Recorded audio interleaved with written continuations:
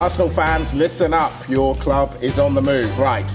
We've had Sammy Mockbell of the Mail say that Aston Villa have rejected an official bid from Arsenal for Ollie Watkins. We've got more.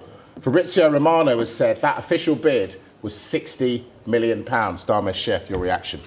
Well, I was talking about, whether Arsenal could get a forward deal done in this transfer window, and they're looking at long-term options and short-term options as well.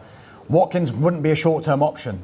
Is a player that they have admired for a while, and if they could get a deal like that done, they would obviously look at it in the summer, because that's when they want to do their big business. But as I mentioned before, during this window, if they can get something done in a January transfer window, they would go for it.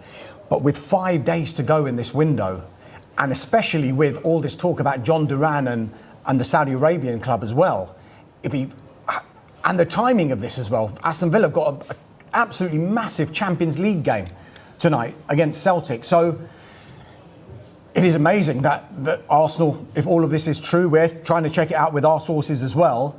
If this is true, it's an audacious bid, and the timing of it is extraordinary, because how would, if Villa were to entertain anything like this, try and find a replacement in the time that they got left? Exactly. Would Villa let him go this late in the window? I think, look, I can understand why Arsenal supporters are very excited at the moment, because Ollie Watkins is an out-and-out striker, number 9. A lot of Arsenal fans would say he's the kind of player we've been crying out for.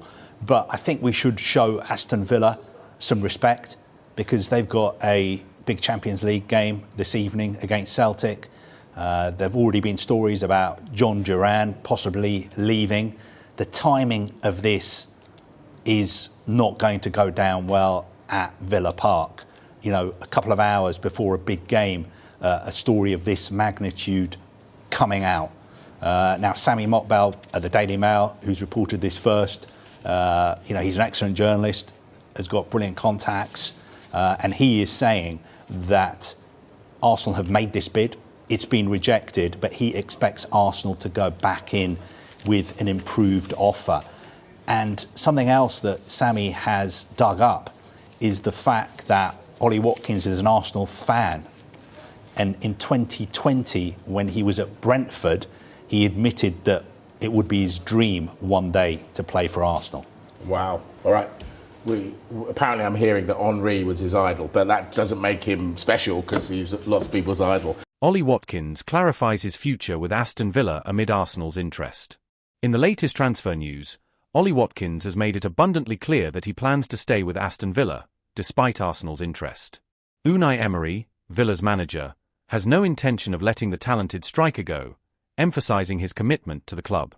Watkins' admiration for Arsenal is well known, dating back to his time at Brentford, when he stated, "That's the dream, playing for Arsenal one day."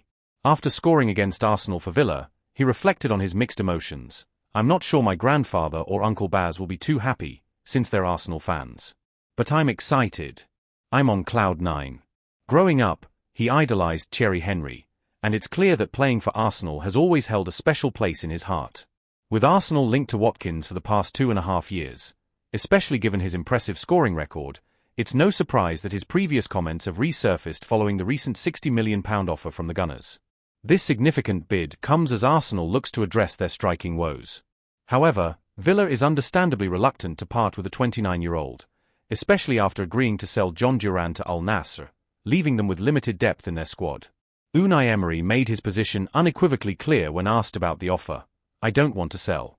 It's encouraging to receive interest from other clubs, but we want to achieve our sporting goals with the players we have.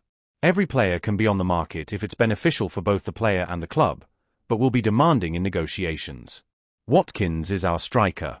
Emery's determination to keep Watkins is echoed by the player himself.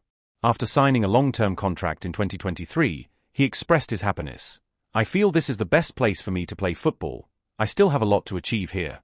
That season, Villa qualified for the Champions League, and Watkins enjoyed his best performance to date. "I feel a strong connection with the fans since day one. They've been amazing to me.